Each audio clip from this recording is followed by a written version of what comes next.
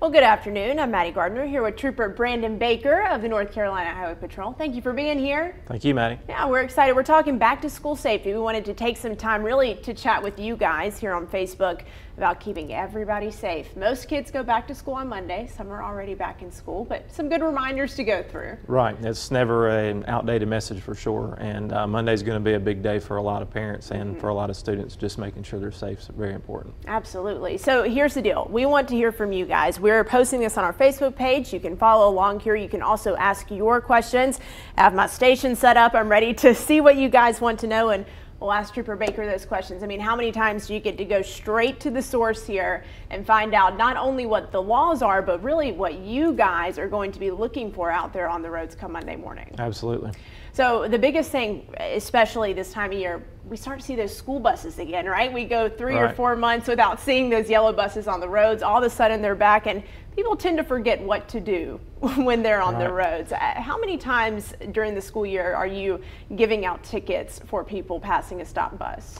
You know, as far as passing a stop school bus, that's I wouldn't say as far as a common complaint, but we worked hand in hand with local school systems as far as their transportation department in investigating those once their bus drivers experience that violation, and we're very diligent about following up with that. So I was at bus driver meetings all week in Randolph County, and just reinforcing what the law says, and then just how we can continue to partner together to make those routes safer. Right, because you think obviously you don't want to pass a stopped bus because of the safety issue there and the kids getting on and off, but there are also big fines associated with Absolutely. that. What does that look like? Just passing a stopped school bus is a fine of $500. A lot of times folks focus in on how much an actual ticket would be, but I just think about the tragic effects of not stopping for a stopped school bus. So, and there's really no value on a child's life when it comes to that. So that's why we take it seriously, and that's why we want everyone else to take it seriously as well. Just try to treat each stop that they're behind as if their kid's the one that's crossing the road. So if they just kind of have that mindset, folks tend to think about things a little differently. Right, yeah, that's a good mindset to have. So we want to go over those rules with you. So we put together some graphics here about when you can and when you can pass that bus. So let's take a look at these here. So if you're driving in the same direction as a school bus, you see it there. By law, you must stop if the bus stops. You see that red car? They did the right thing. If you're on a 2-lane road and a bus stops, both lanes of traffic must stop, even if you're going in the opposite direction. So you can see that Till pickup truck also did the right thing. In this situation, right, Trooper Baker, everybody has to stop. Correct. All right, so let's take a look at this one. Can be a bit confusing.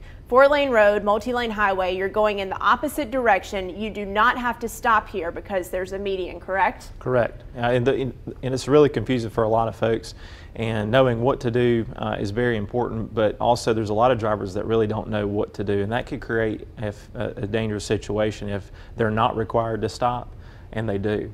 So it's probably the best mindset to just treat like everyone doesn't know that is the law. So an easy way to remember when to stop and when you don't have to is when it's a 4-lane highway that's divided with either a center turning lane or divided by, like that example, a grass median of some sort.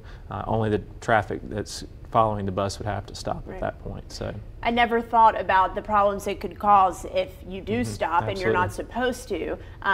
But we should slow down a little bit. Absolutely. I mean, you have to think about this. The bus riders range from kindergarten up, and a lot of these children, they're going to be their first year riding a bus, and just taking that extra few seconds just to be more cautious and to be more aware.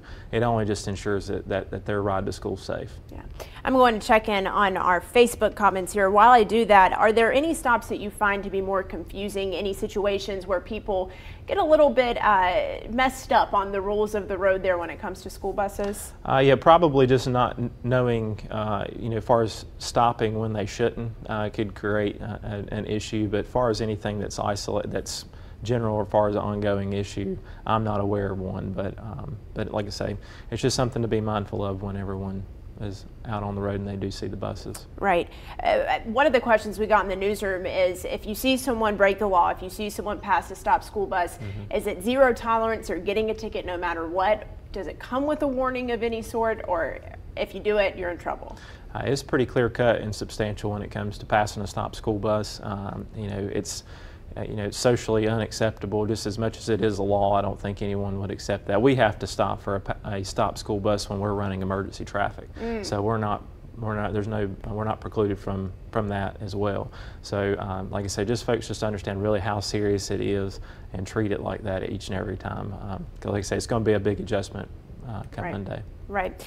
Have a few of you joining here. Sylvia, Charlotte, Brenda, hello. Zach, Gail said, how about the parents picking up their children who drive through the school zone like Mad Max? They need to be reminded about children crossing those areas. People are walking, kids are biking to school. Talk about the speed limit through school zones and what people really need to be on the lookout for. Having that reduced speed zones there for a reason. It's not just to create a speed trap per se for someone to be caught speeding. There's an enormous amount of traffic trying to get in and out of the school during those times of day, and then in more urban areas, children do walk to school, children do ride a bike to school, whereas in other parts of the county they're not going to be doing that. So just making sure that folks are doing what they're supposed to do as far as following that speed limit and being very vigilant, watching for these pedestrians. Like I said, that's not just in the school zone, that's on the way to school. So just think about that scope really widens out. Is just very important. That's why we're going to be targeting those school zones on Monday morning. And like I said, that's our main focus throughout the year, not just this week coming up. What are you looking for in those school zones? Just dangerous drivers. That's the main thing for us to target. Just anything that's going to potentially cause a very serious crash occurring, and that's what we want to prevent. Perfect. Someone's asking, can you report someone who passes a bus stop sign? Absolutely. And we coordinate with our transportation folks for these school systems to obtain as much information as possible. Should someone see that and feel like they need to report it, they can dial star HP, star 47 on their cell phone, and if there's a trooper or someone that's in the area, they could possibly check that out. But generally, that's something that the bus drivers are going to be on the lookout for, and we're going to be diligent to investigate. Perfect. And guys, if you're just joining us, we welcome you. I'm Maddie Gardner here with Trooper Brandon Baker of the NC Highway Patrol. So make sure you get those questions in. Back to school safety. We want to make sure all of those kiddos are safe on Monday, or if they're already back in school, they're being safe right now. Some more questions. What's the most surprising rule when you stop people, I should say, and you say, you did this? What are they most surprised about? Probably, as far as just thinking about, they're not really expecting it a lot of the times, and there's really no excuse for really anything that's like that, as far as whether it's a speeding in a school zone or stopped school bus. Some people just aren't paying attention. They're in a hurry. Their minds are just at 100 different places, and they're just not focused on being a real safe driver at the moment. So, everyone's human. We're all going to make mistakes, but the mistakes that's made out on the road a lot of times really affect people forever, and that's what we want to prevent. Right, absolutely. A good point there. We had a question about, is it legal to drive using earpods, using AirPods or headphones, Bluetooth? Is that allowed? It's not directly related to back to school, but certainly an issue on the road. Right. I think it could just be more linked to being distracted behind the wheel. You wouldn't be able to hear sirens that are behind you, emergency vehicles that's trying to obtain the right of way. It's just really not a safe thing to do. I'm not aware of any legislation that would prevent it, but what's always permissible isn't always what's safe. Right. So obviously we've been preaching school bus laws for years and years, far before people had these in their hands while they were driving. Have you seen it become more of an issue now that people are distracted driving more often? Are people stopping past or passing stop school buses more often, or anything like that? It could definitely be a factor in that. You think about the phones can do absolutely anything nowadays, and folks tend to be attached to them behind the wheel just as much as they are when they're not behind the wheel. So it definitely could lead to not seeing a stopped school bus, and that's just it really can't take chances like that. Right. Michelle McCallum commenting, not a rule of the road here, but can you comment on the importance of limiting the information we put on our student belongings? I believe she means putting their full names on backpacks, maybe posting on social media. My child's in 3rd grade at Elon Elementary School with teacher Miss Martin. Are any tips you can give on protecting? Yeah, if you think about it, someone could take a photo of your child and put it on social media without your consent, if you're in public at a parade or a festival or something like that. So, it's hard to maintain privacy in the day and age we live in. So, but one thing just to consider is just having correct contact information in the event of the emergency. If it arises, then we can, or whatever responding authorities would be able to contact family members. That's the most important thing. Right, absolutely. Gail Peterson just says, thank you, Highway Patrol, for all you do for our community and our children. I wanted to give the shout out there. Thank you for that question as well, Michelle. We appreciate it. Let's get to a few more numbers here, because we talk a lot about school buses, but the numbers really back up this information. We'll take this 14,000 buses will hit the road in North Carolina this school year, and that equates to about 790,000 kids taking a bus to or from school. So troopers statewide, they'll be in those school zones, like Trooper Baker said, making sure we are all following the laws. And we touched on this briefly, but just a reminder, because we're getting more questions about it, you can dial star HP or 47 on your cell phone to report dangerous driving in school zones. Just make sure you can provide the location, the nature of the offense, and a description of the car in question.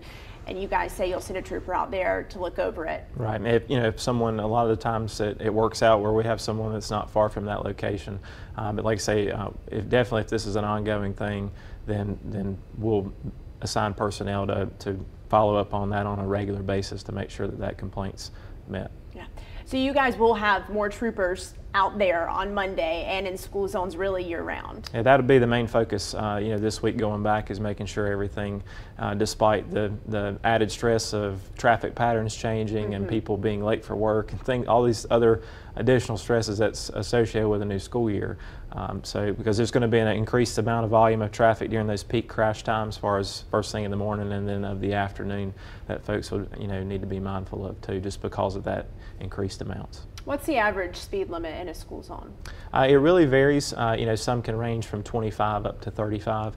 It just really depends on its location, things like that. So, some have flashing lights, some have just the times posted, things like that. So, just really pay, just pay extra attention ahead of time, so you can kind of anticipate what that's going to be like. All right, and you mentioned those times posted. A lot of these school zones haven't been in effect for a couple of weeks, months now, so it's out of your routine to be driving through that area. And just a reminder that they are in effect come Monday. Let's see what other questions we're getting. Charlotte says, just stay off your phone while driving. Yes, absolutely. That is a good rule of thumb there. So as far as picking up and dropping off, any safety tips, any traffic tips that you can give parents or maybe people who get stuck in that back to school traffic? Yeah, just leaving as early as possible. That's a really good thing to remember, just to not prevent it, to prevent any added stress associated with that. So leaving as early as possible until everyone kind of gets back in the routine, because it's kind of a rough transition from summertime to school time, as far as the requirements everyone's schedules have at that point. Right, and we focus now on traffic and on the roads because you are with the Highway Patrol, but you guys are doing school safety checks as well year-round? Right, yeah, and that's something unique to our organization that, we're probably most noted for what we do on the road, but we do a lot of things off the road for our schools to ensure their safety.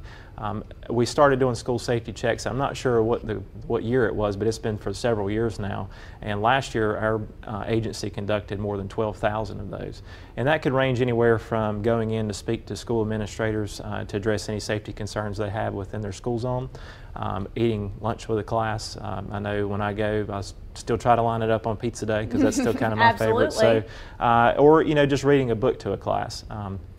In addition to driver's education classes, visiting with those teen drivers, just warning them of the dangers of the roadways, and then also participating in career days at local schools. So, we want to impact them and ingrain in them that we're there to help them and to make sure that they're safe and they can reach their full potential, because that's what we want. Absolutely. You mentioned teen drivers. Didn't think about that one. We have some high schoolers who are driving to school for the first time this year. Right.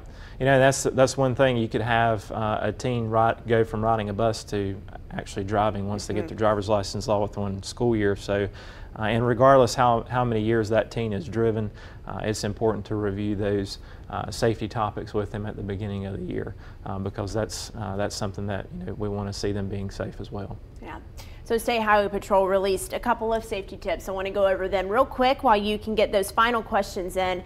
Go ahead and start planning now to budget some extra time. As Trooper Baker said, there could be delays on your drive during both pickup and drop off, so in the morning and the afternoon. Of course, slow down in those school zones. Don't be surprised by that speed limit change. And as always, don't drive distracted. Be mindful of bus stops around your route right now. So, you know, people have the weekend to start preparing and seeing, oh, there's a bus stop here. Kids might be here Monday morning, things of that nature. And then stay alert in those school zones because kids could be crossing. Absolutely. And, you know, another thing to think about talking about bus stops, you know, if it's a new bus rider from a parent's perspective and they could identify that that stop would be safer maybe 2 driveways down, or, you know, at an additional location, that's something to be addressed. So anyone that can address safety concerns that they see, whether it's a parent, a school, or from our perspective as law enforcement, you know, you may not get that second chance to address that concern. So that's something important to be vigilant about as well. Absolutely.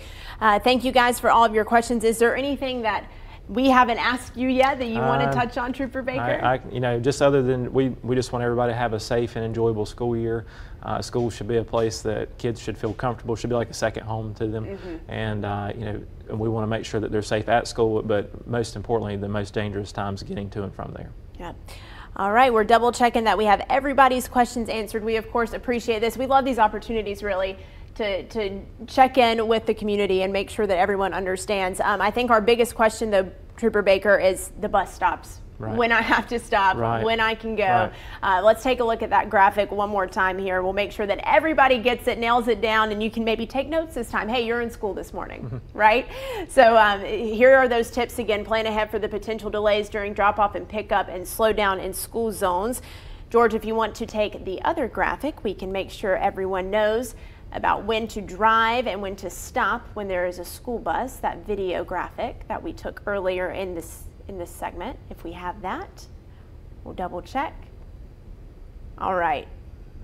Well, just to make sure, we're working on getting that up. But again, can you touch on the importance of not just knowing when to stop, but knowing when to drive? As far as with the school buses, yes.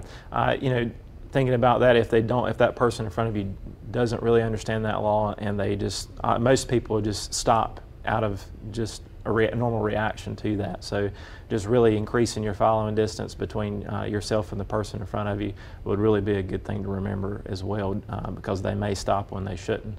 Right.